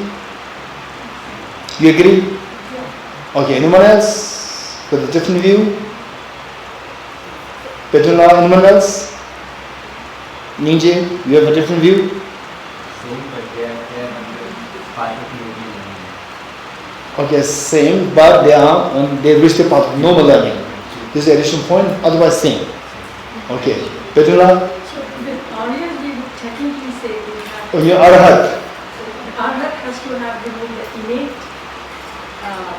innate afflictive obscurations as opposed to the Aryas who at least... Don't talk about Aryas for time being. Just what do you understand by Arhats related to the remove mental defilements? Innate, they have removed all the innate afflictive obscurations.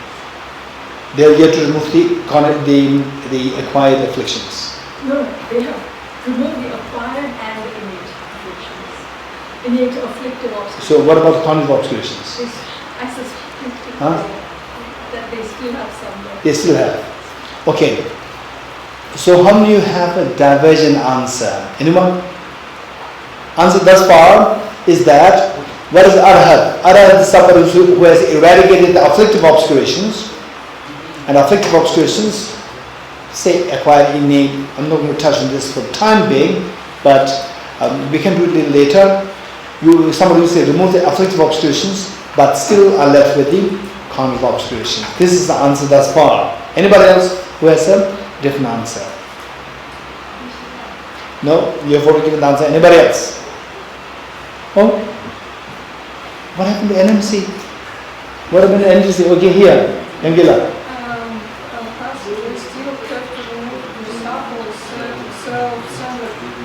So they still have the self-centered attitude to be removed. They still have the self-centered attitude to be removed. Anybody else? What is Arhat? Yes. From the Bodhisattva part of the from the Bodhisattva nature, so when I am going to reach the 8 boomings of the path of meditation, so they become Arhat. But tell me, what precisely is the Arhat? Tell me. Arhat, they are being on the 8 boomings of path of meditation. Then what about the Shervakas, the Pratik Buddhas? No Arhats there? They are Arhat as well, but they travel from the... No, what is Arhat? Okay, let's listen to this.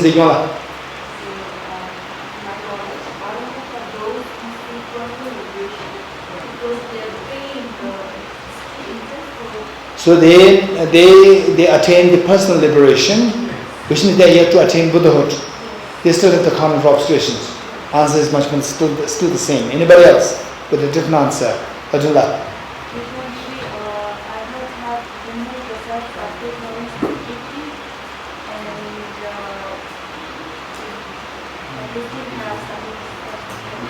They still have the self-substance energy, which means they still have the cognitive obscurations. So your answer is the same as others. Anyone else with a different answer? Yes. They already left. They already samsara left. No afflictive obscuration, they already left. Any additional answer? Raviji? Adults are those beings who have realized the selflessness of the person. Okay, it becomes a little more complicated. Okay, Manjari ji, you'll have to answer. Anybody else? No, what happened to hey, yes. I tried. You might have removed self-centered attitude, the gross one, but not the subtle one. So they still have the subtle self-centered attitude. This is what they are saying. What they are saying, what many others are saying. Anybody else? Okay, Sijullah. So Arhats, they have achieved fearlessness, but they are yet to achieve Nibbana. Because they still have the cognitive obscurations. Same answer. Anybody else? Yes.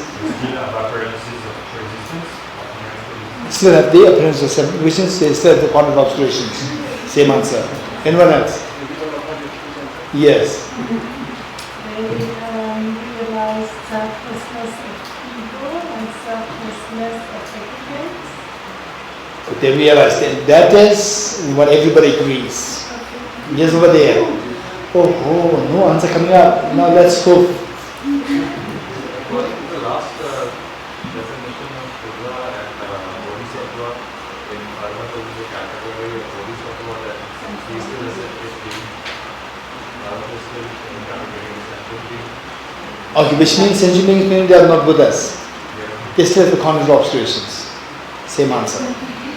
Okay, so what happened to NMC? Here, Achadigila. I'm just wondering how the Pali tradition see arhats. The way we are explaining right now is like nirvana. It is nirvana, and arhats nirvana, and not Buddhahood. But Pali tradition, they really believe arhats. Of course. No. You go to any standard, the Theravada countries, very standard Theravada scholars, nobody will say that when you attain Arhat, Shavaka's Arhatship, Prabhu's Arhatship, you attain Buddha. Nobody will say this. Because they asked me in Buddhist, International Buddhist Center at Geneva, run by Srila and Burmese monks. They asked me if His Holiness the Dalai Lama is Arhat. That was the first question. Yes, because for them, it's not the most important. It's not the most important. For them, the goal is Arhatship. They don't aim to become Buddhas. For them, this is the goal. Okay.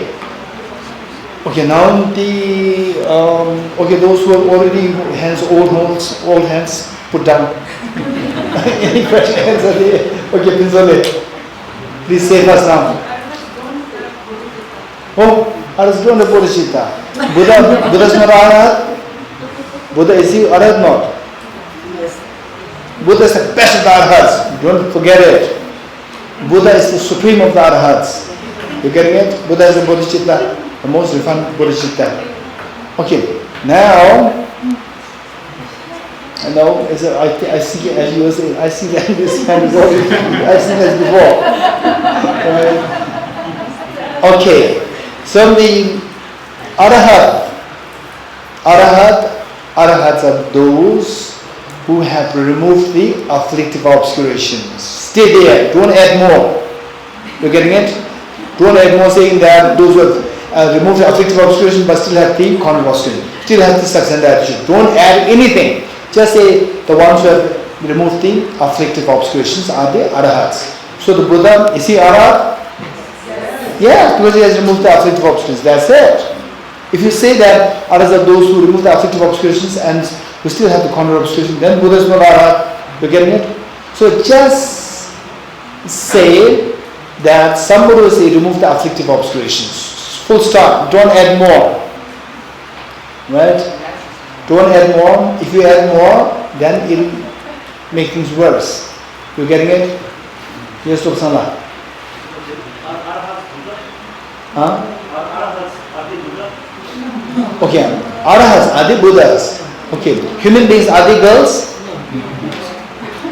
Human beings, are they girls? Girls, are they human beings? Yes. Human beings, are they girls? No, human beings there too. Girls and non-girls both are there. Right? So the Buddhas, Arhats, are they Buddhas? Within Arhats there are two. Arhats who are Buddhas and who are non-Buddhas.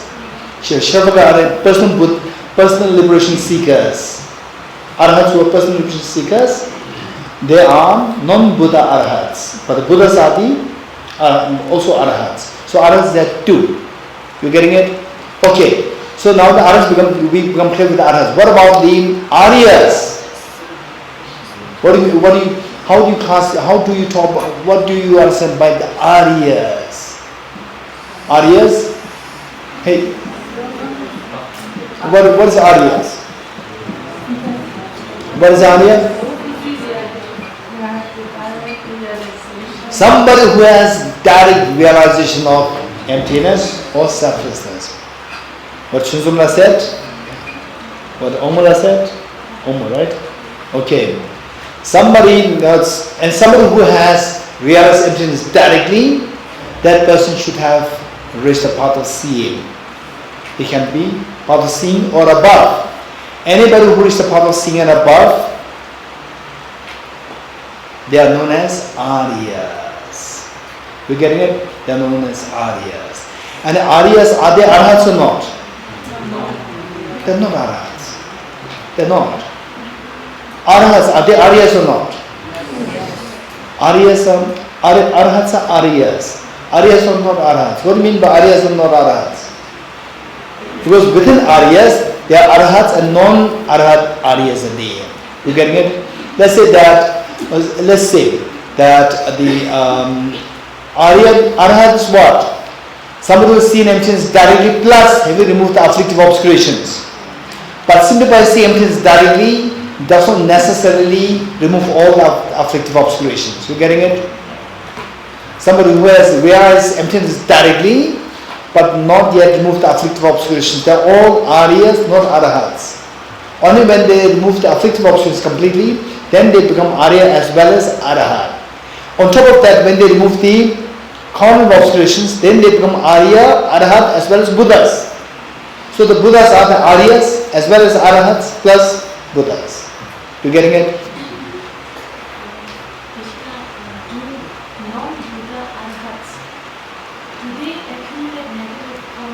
Okay, this says, do they accumulate negative karmas? The non-negative karmas. Negative karmas is a very strong word.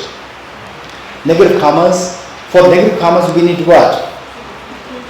Self-grasping ignorance and self-centered attitude, both are required. Self-grasping is already got rid of. So negative karma is not accumulated. But the contaminated karmas, yes. Contaminated karmas and negative karmas are different. You getting it? Contaminated karmas, virtuous karmas can be contaminated karmas. All the virtues that we do, they are all contaminated. Contaminated by believing in things that are objectively real. But they are not negative karmas. Negative karmas, the result is suffering, manifest suffering. So the Arhats, they've already eradicated freed themselves from the cause of the negative, the three kinds of suffering. So they will not accumulate negative karmas. Yes. Okay. Yes. I think on the first page, when you were explaining about afflictive obscurations and cognitive obscurations, you told the three different types of afflictive obscurations, but you did not touch upon the types of cognitive obscurations. Okay, that's a good question. And is it me or whose responsibility is that? Okay, right. So you should have been a little nicer. You should have said that I'm supposed to remind you, right? Say that you do not touch this. So you're blaming me. Okay, I'm joking. Okay, what's the question that the Lakshmi is asking? Hey. In other words, what exactly is cognitive obscurations? This question. Right? Shall we do it or not? It's already 20 minutes past. You want to do it? Huh? So you leave it on me. You let me, I will not do it. Do it or not do it? Huh? I don't know what is it. Yeah. What is it? Yeah. What is it? Yeah. Huh? Yes or no? Yes. Okay. Actually, this is the right time. Say, imagine we go to Mount Kailash and you have your blue glasses on. Blue glasses on. You look at Mount Kailash, what will you see? Blue snow. You getting it? You will see blue snow. And how many of you believe that, oh, there's a blue snow, or you will not believe in it? You will not believe in it. So here, what happens is that your mind interacts with the snow. Right? The mind interacts with the snow. Snow is the object, and your mind is the subject. When your mind interacts with the object, when the subject interacts with the object, how these two interact, your mind actually does not really go there to the subject, to the object. Right? Your eyes really don't move to the snow. So how these two interact is through activities. There are two actions. One, the object appears, and then the mind engages with the object. You're getting it? There are two activities. One is the activity of the appearance, and the activity of engaging. There are two activities there. This is how the mind interacts with the object. You're getting it? You're tired? If you're tired, we'll take a break. Huh? You're tired, why should you do it? Huh? Okay. So the mind, when the mind interacts with the object, there are two activities happening. What are the two activities?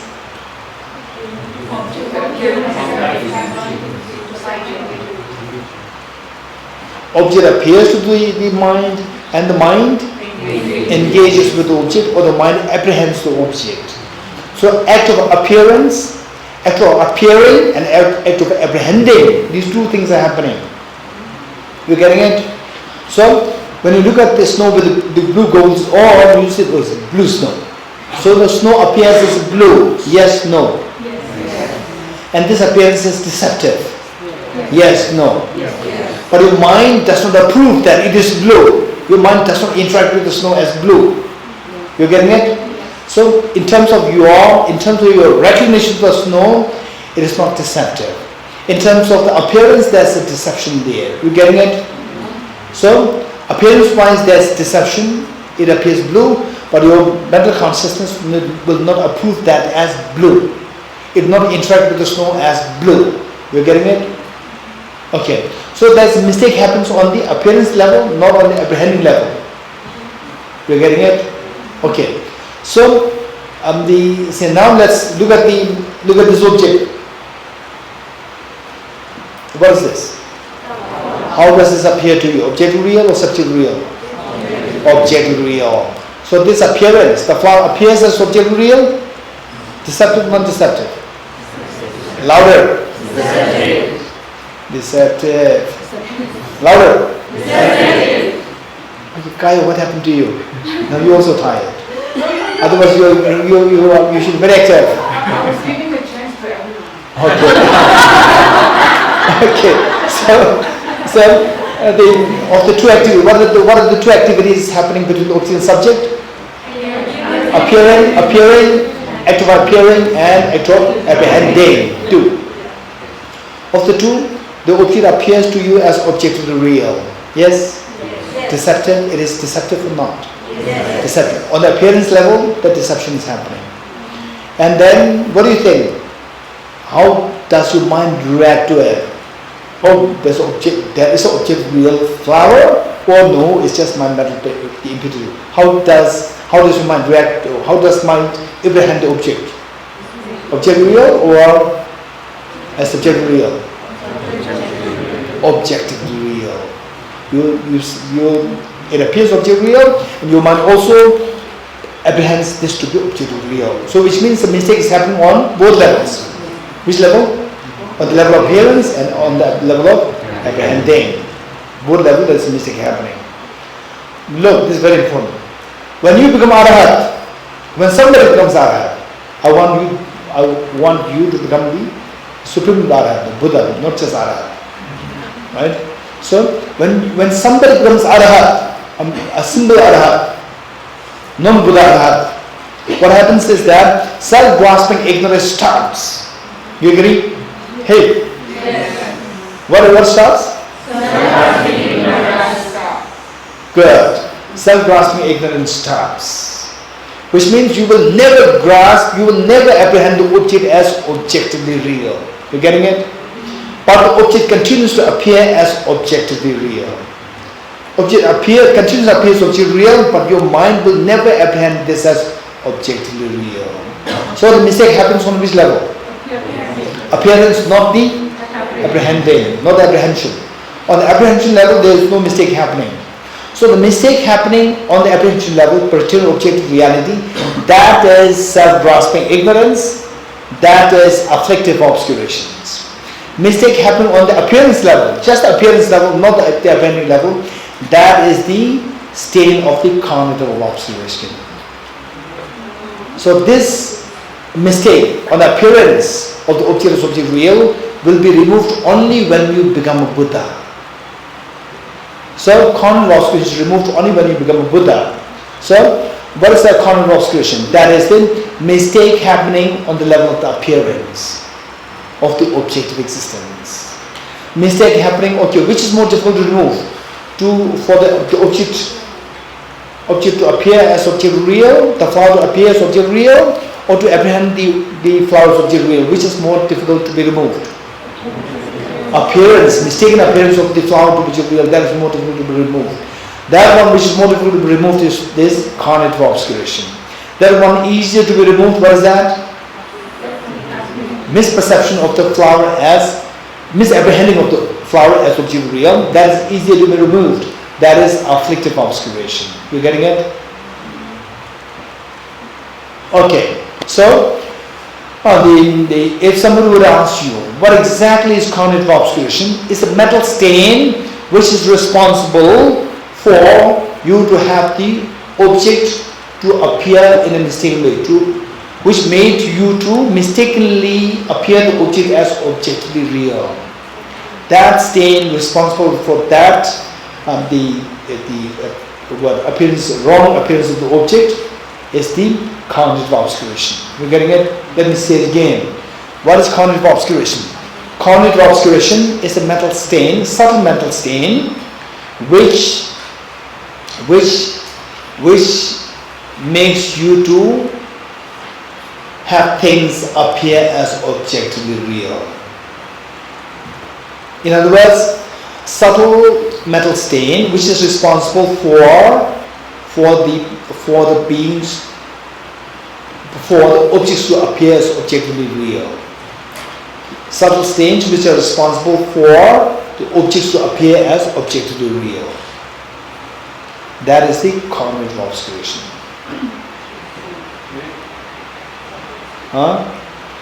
You got it? Cognitive obscuration is the subtle stain of the mind which is responsible for the objects to appear as objectively real to your mind. So Geshe, although we say arhats, we technically just say they have removed afflictive obscuration, they clearly have the cognitive obscuration. We just don't say it. Say it again. Arhats? We have defined them as those who have removed afflictive obscuration. Yes. We don't mention anything about cognitive, that they still have it left. No, the arhats there are two. Yeah. Non-Buddha arhats, they were banned afflictive obscurations, they still have the cognitive obscurations. So you would say that then? Of course. Because when we mentioned that, we said that complicates the arhats then versus Arhats as opposed to? Arhats, so arhats versus Buddha. No, we were trying to define arhat. Yes. What is arhat? Right. So many of you said that arhats are those people, those beings who removed the afflictive obscurations. Correct. And were still left with the cognitive obscurations. This is not the complete arhat, this is a partial arhat, which means the non-Buddha arhats. The Buddha is also arhat. So it is not an exhaustive meaning of the arhatship. Yes, over there. I have a question about when you're talking about the non-arhat aryas or the non-Buddha aryas. Is it so understood about the partial aspect of it, but is it also that there's an intention of, like, they do not seek to Oh, that's a good question. the next level, or it's just that they, at the moment, they have not yet attained it? Okay, this is a good question. Thank you.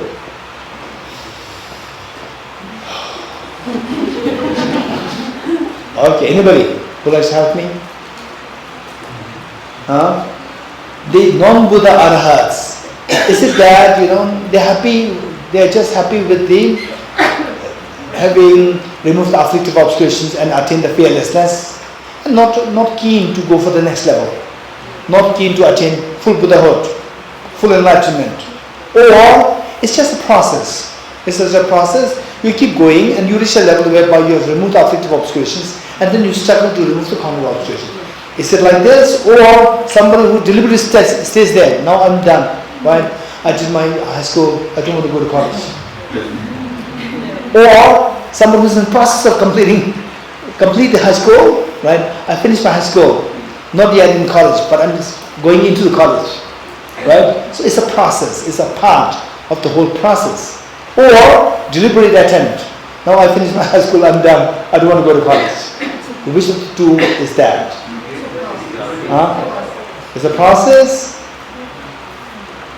Both are possible. Both are possible. Very good. Yes. Philip. What Philip said is true. Say the Bodhisattvas. So now, some of those who talk about the Bodhisattvas, like Tundubla talked about the Bodhisattvas. So the Bodhisattvas, for them it's just a part of the process. When they reach the, say they gate, para samgate. When there is the, okay, paragade. When there is the paragade, so from there, then you talk about the paragade is the part of seeing. Part of seeing, part of meditation, these two combine together.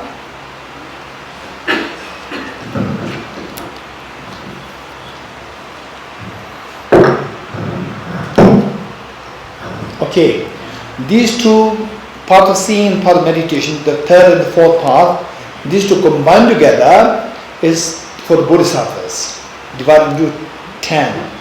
These 10 are known as the 10 Boomings, 10 Bodhisattva Boomings. When you reach the 8th Booming, you become Arhat.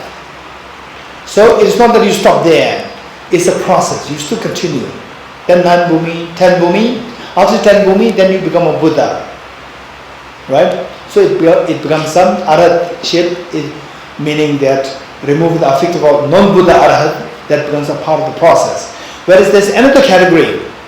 Right from the beginning, their goal is just to attain fearlessness, nothing to do with the what? Infinite happiness or the Buddhahood. I don't want to attain Buddhahood. I just want to be liberated.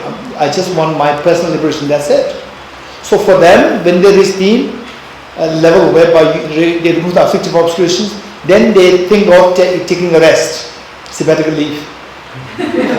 They think of taking leave, right? But they cannot take this sabbatical leave. But the Buddha will wake them up, right? Wake them up and said that still you have not perfected your qualities. You have attained liberation, but you have not attained full perfection. So for that, you need to follow the Bodhisattva path. So for them, they think that they reach the goal. They know that there is a Buddhahood which is more, which is better, but they're not eager. So for them, this is also one part which is non-Buddha Arhats who set that as the goal. For the Bodhisattvas, they don't set that as the goal, but they set that as a part of the process. Good, thank you, Philip. Okay, we'll stop here.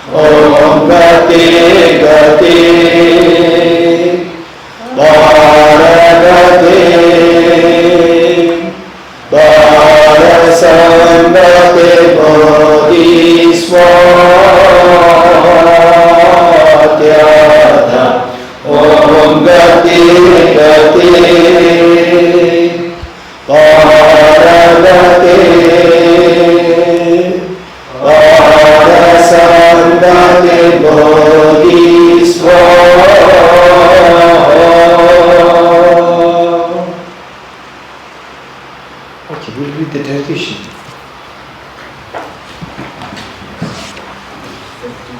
Page 52.